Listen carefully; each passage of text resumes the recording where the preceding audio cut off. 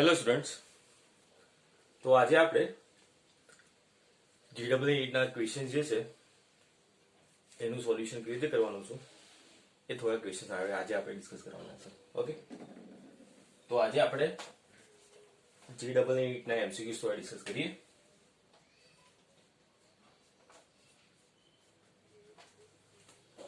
તો કેટલાક ક્વેશ્ચન જે છે જે ઓલરેડી પૂછેલા છે એ મેં તમને ઓલરેડી સાઇન પણ કરેલા છે.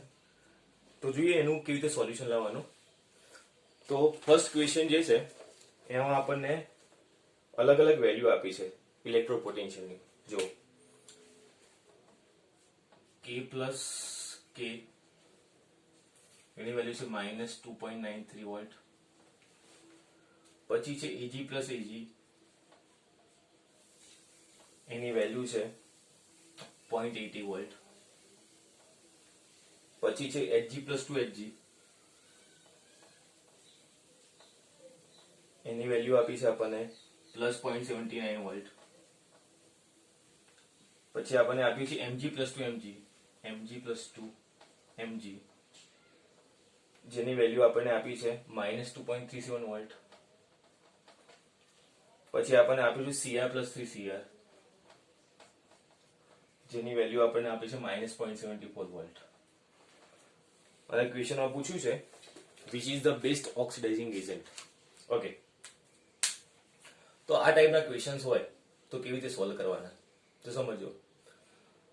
તો તમને ઇલેક્ટ્રોપોટેન્શિયલની વેલ્યુ આપે અને ઇલેક્ટ્રોપોટેન્શિયલની વેલ્યુ આપ્યા પછી ક્વેશ્ચન કઈ રીતે ફ્રેમ થાય.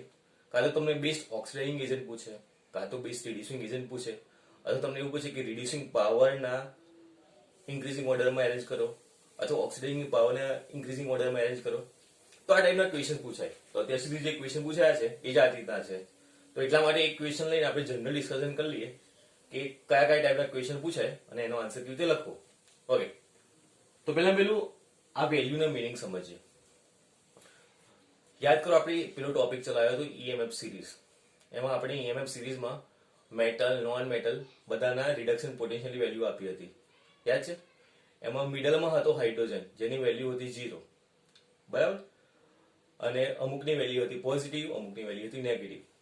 હવે એના પછી આપણે શું સમજતા હતા તો સમજો. હવે મેઇન લોજિક, જો પોટેન્શિયલની વેલ્યુ નેગેટિવ હોય તો એની ઇલેક્ટ્રોન ડોનેટ કરવાની પોસિબિલિટી વધારે હોય. અને જો એ ઇલેક્ટ્રોન ડોનેટ કરે તો બીજાનું રિડક્શન કરે, અને બીજાનું રિડક્શન કરે તો એને કહેવાય રિડ્યુસિંગ એજન્ટ. ઓકે, હવે ક્વેશ્ચન થાય કે વેલ્યુ પોઝિટિવ હોય તો શું. તો જો વેલ્યુ પોઝિટિવ હોય કોઈની તો એની ઇલેક્ટ્રોન ગેઇન કરવાની ટેન્ડન્સી વધારે. જો એ ઇલેક્ટ્રોન ગેઇન કરે, રાઈટ, એનું પોતાનું રિડક્શન થાય એટલે બીજાનું ઓક્સિડેશન કરાવશે તો એને કહેવાય ઓક્સિડાઇઝિંગ એજન્ટ. રાઈટ, તો સિમ્પલ. જો વેલ્યુ નેગેટિવ તો બીજાને ઇલેક્ટ્રોન આપે તો બીજાનું રિડક્શન કરાવે, એને રિડ્યુસિંગ એજન્ટ કહેવાય. વેલ્યુ પોઝિટિવ તો પોતે ઇલેક્ટ્રોન ગેઇન કરે, બીજાનું ઓક્સિડેશન કરાવે તો એને કહેવાય ઓક્સિડાઇઝિંગ એજન્ટ. હવે આપણને આ ક્વેશ્ચનમાં પૂછ્યું છે કે which is the best oxidising agent. Best oxidising agent.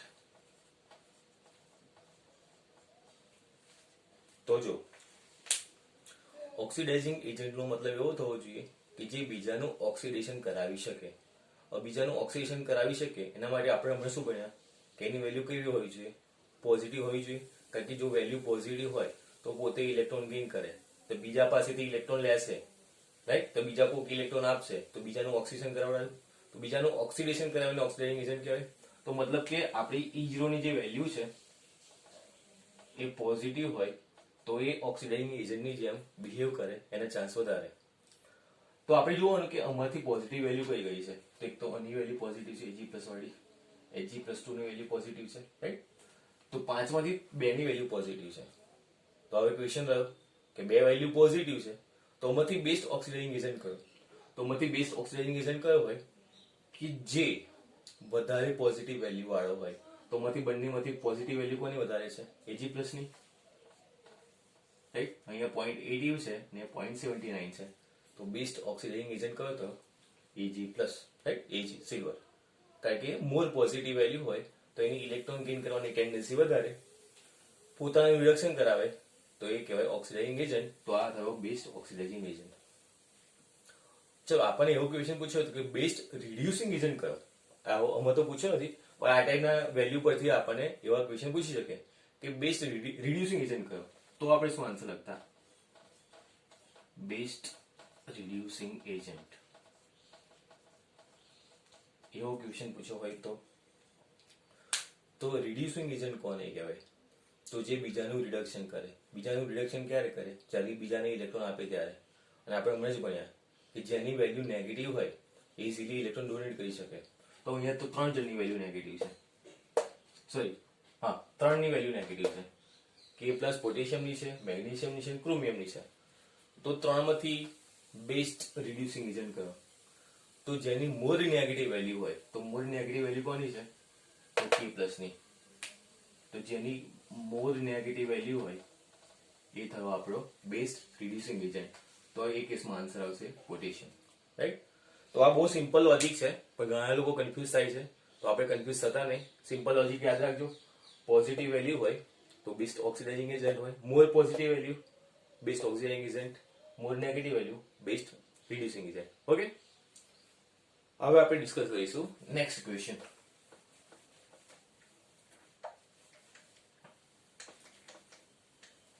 Okay, તો ક્વેશ્ચન છે કે આપણને આપી દીધી છે molar conductance of 0.01 molar NH4OH. 0.01 molar NH4OH આપ્યો છે અને એને આપણે મોલર કન્ડક્ટન્સની વેલ્યુ આપી છે. મોલર કન્ડક્ટન્સ એટલે λm. વેલ્યુ આપી છે આપણને 11.3 ઓમ ઇનવર્સ સેન્ટીમીટર સ્ક્વેર પર મોલ. ઓમ ઇનવર્સ સેન્ટીમીટર સ્ક્વેર પર મોલ. અને આપણને પૂછ્યું છે ડિગ્રી ઓફ ડિસોસિએશન, એટલે કે આલ્ફાની વેલ્યુ પૂછ્યું છે. અને આપણને આપ્યું છે molar conductance at infinite dilution. તો molar conductance at infinite dilution નો મતલબ શું થયો? Lambda naught m. અને એની વેલ્યુ આપી છે 271.1. 271.1. ઓકે, ચલો સોલ્વ કરીએ ક્વેશ્ચન. તો જો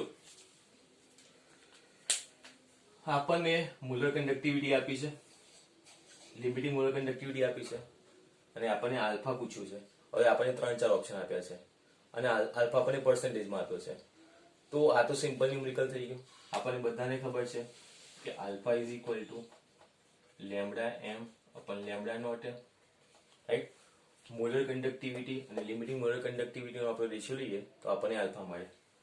તો લેમ્ડા m ની વેલ્યુ કેટલી છે? 11.3. લેમ્ડા નોટ m ની વેલ્યુ કેટલી છે? 271.1. તો આપણે અત્યાર સુધી આ રેશિયો લેતા હતા, પણ આ કેસમાં આપણને આલ્ફા પર્સન્ટેજમાં આપ્યો છે. તો સિમ્પલ, પર્સન્ટેજમાં આપ્યું હોય તો આ જે પણ રેશિયો હોય એને 100 થી મલ્ટીપ્લાય કરવાના, તો આપણને એક પર્ટિક્યુલર આન્સર મળી જાય. રાઈટ? સિમ્પલ છે. ખાલી કન્ફ્યુઝ કરવા માટે તમને લેમ્ડા નોટ m ડાયરેક્ટલી ના આપે તો એમને એવું કે મોલર કન્ડક્ટિવિટી ઇન્ફાઇનાઇટ ડાયલ્યુશન, તો સમજી જવાનું કે લિમિટિંગ મોલર કન્ડક્ટિવિટીની જ વાત કરે છે. તો અહીંયા લેમ્ડા નોટ m ડાયરેક્ટલી નતો આપ્યો. આપણને કહ્યું હતું કે molar conductivity at infinite dilution is this much. That is lambda naught m. અને molar conductivity તો આપી છે, તો alpha is equal to lambda m upon lambda naught m. percentage માં પૂછ્યું હોય તો 100 થી મલ્ટીપ્લાય કરવાનું, percentage માં ના પૂછ્યું હોય તો 100 થી મલ્ટીપ્લાય કરવાની જરૂર નથી. ઓકે, તો આપણને એનો પર્ટિક્યુલર આન્સર મળી જશે. કેલ્ક્યુલેશન પોતે કરી લેજો. અત્યારે કેલ્ક્યુલેશન કરવા બેસીશું તો પાછો ટાઈમ લાગશે. રાઈટ? આટલું તો તમે ડિવાઈડ કરી શકો. ચલો નેક્સ્ટ ક્વેશ્ચન ડિસ્કસ કરીએ.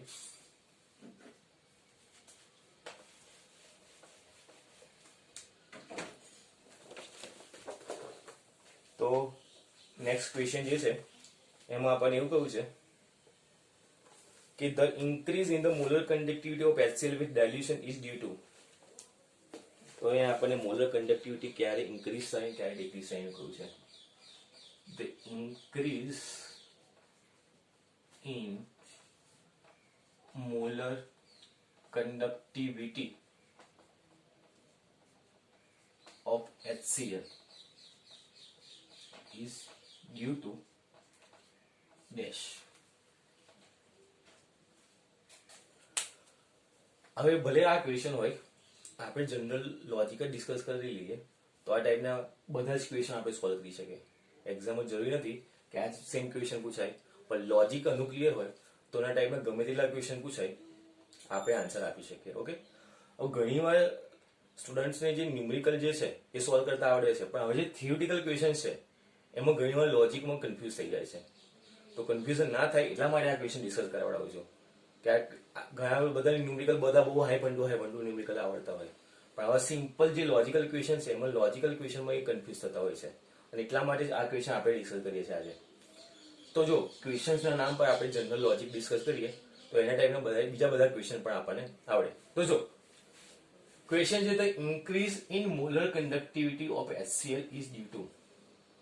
હવે મોલર કન્ડક્ટિવિટી ઇન્ક્રીઝ થાય છે એટલે કે લેમ્બડા એમ ની વેલ્યુ ઇન્ક્રીઝ થાય છે. હવે આપણે એક લોજિક ભણ્યા હતા, જો કન્સન્ટ્રેશન ડિક્રીઝ કરીએ તો કન્ડક્ટિવિટીનું શું થાય, અને કન્સન્ટ્રેશન ડિક્રીઝ કરીએ તો મોલર કન્ડક્ટિવિટીનું શું થાય, અને કેમ એ પણ ભણ્યા હતા. તો મેં જે 3-4 ઓપ્શન આપ્યા છે એમાં ડિફરન્ટ ઓપ્શન છે. તો પહેલો ઓપ્શન છે કે ડિક્રીઝ ઇન ઇન્ટરઆયોનિક ફોર્સિસ, બીજો ઓપ્શન છે increase in degree of ionisation, ત્રીજો ઓપ્શન છે increase in self ionisation of water, અને ચોથો ઓપ્શન છે કે હાઇડ્રોલાઇસિસ ઓફ HCl અને increase in the self ionisation of water. તો આવા અલગ અલગ ઓપ્શન આપ્યા છે આપણે. તો ઓપ્શન્સ ગમે તે આપ્યા હોય, આપણને ઓપ્શન્સ આ ટાઈપના ક્વેશ્ચનમાં બીજા ઓપ્શન પણ આપણને ડિફરન્ટ આપી શકે કન્ફ્યુઝ કરવા માટે. તો આપણે જનરલ લોજિક ડિસ્કસ કરી લઈએ.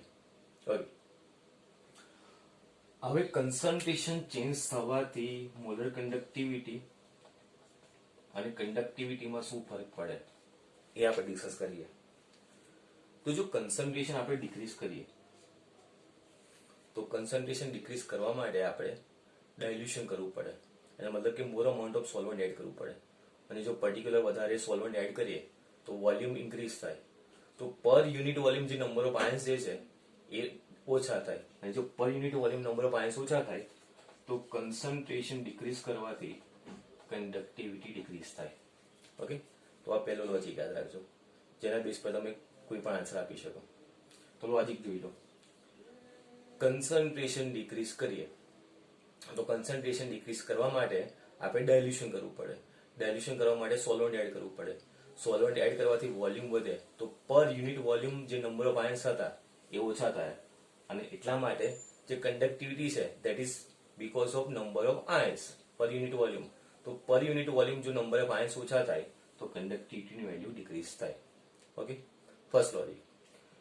હવે વાત કરીએ મોલર કન્ડક્ટિવિટીની. આપણને ક્વેશ્ચન મોલર કન્ડક્ટિવિટીનો પૂછ્યો છે, પણ આપણે ડિસ્કસ કર્યું કે કન્ડક્ટિવિટીના બેઝ પર પૂછે તો પણ શું આન્સર લખો. હવે મોલર કન્ડક્ટિવિટીના બેઝ પર આન્સર લખવા જઈએ તો જો કન્સન્ટ્રેશન ડિક્રીઝ કરીએ આપણે,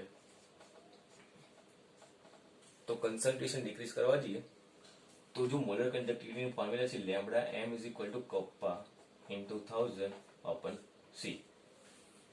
કપ્પા એટલે કન્ડક્ટિવિટી, c એટલે કન્સન્ટ્રેશન. તો જો કન્સન્ટ્રેશન ડિક્રીઝ કરીએ તો લેમ્બડા m અને કન્સન્ટ્રેશન બંને ઇન્વર્સલી પ્રોપોર્શનલ રિલેશનમાં છે. તો જો કન્સન્ટ્રેશન ડિક્રીઝ કરીએ તો મોલર કન્ડક્ટિવિટી ઇન્ક્રીઝ થવાની. તો કન્સન્ટ્રેશન ડિક્રીઝ કરવાથી મોલર કન્ડક્ટિવિટી ઇન્ક્રીઝ થાય છે. એક બીજી ફોર્મ્યુલા છે lambda m is equal two kappa into v. v એટલે વોલ્યુમ, કપ્પા એટલે કન્ડક્ટિવિટી. એટલે જો આપણે કન્સન્ટ્રેશન ડિક્રીઝ કરીએ તો અગેન સોલ્વન્ટ એડ કરવું પડે. સોલ્વન્ટ એડ કરવાથી વોલ્યુમ ઇન્ક્રીઝ થાય. જો વોલ્યુમ ઇન્ક્રીઝ થાય છે તો મોલર કન્ડક્ટિવિટી ઇન્ક્રીઝ થવાની છે, રાઈટ. તો v ઇન્ક્રીઝ થાય તો લેમ્બડા m ની વેલ્યુ ઇન્ક્રીઝ થાય છે. એટલે મતલબ કે જો કન્સન્ટ્રેશન ડિક્રીઝ કરવા જઈએ આપણે તો મોલર કન્ડક્ટિવિટી ઓલવેઝ ઇન્ક્રીઝ થાય છે. તો જો આ લોજિક ક્લિયર હશે તો પેલા જે ઓપ્શન આપ્યા છે એ કોઈ પણ ઓપ્શનમાં તમે કન્ફ્યુઝ થશો નહીં. ઓકે, તો આટલા લોજિક ક્લિયર રાખજો. હવે મોલર કન્ડક્ટિવિટીના બેઝ પર પાછા બે અલગ અલગ પાર્ટ પડે છે. એમાં પણ તમને સ્ટ્રોંગ માટે અલગ પૂછી શકે, વીક માટે અલગ પૂછી શકે, કે સ્ટ્રોંગ ઇલેક્ટ્રોલાઇટ હોય કે વીક ઇલેક્ટ્રોલાઇટ હોય તો શું. તો સ્ટ્રોંગ ઇલેક્ટ્રોલાઇટ કે વીક ઇલેક્ટ્રોલાઇટ ગમે તે હોય, જો કન્સન્ટ્રેશન ડિક્રીઝ કરીએ તો મોલર કન્ડક્ટિવિટી ઇન્ક્રીઝ થાય છે. અહીંયા HCl જે છે એ સ્ટ્રોંગ ઇલેક્ટ્રોલાઇટ છે, પણ it doesn't matter, logic same છે. જો કન્સન્ટ્રેશન ડિક્રીઝ કરવામાં આવે તો મોલર કન્ડક્ટિવિટી ઇન્ક્રીઝ થાય. ઓકે, તો આ બધા લોજિક યાદ રાખજો. તો આ બધા લોજિક્સથી આ કન્સેપ્ટ ક્લિયર થવાથી કોઈ પણ આ ટાઈપના ક્વેશ્ચન તમે સોલ્વ કરી શકશો. ઓકે.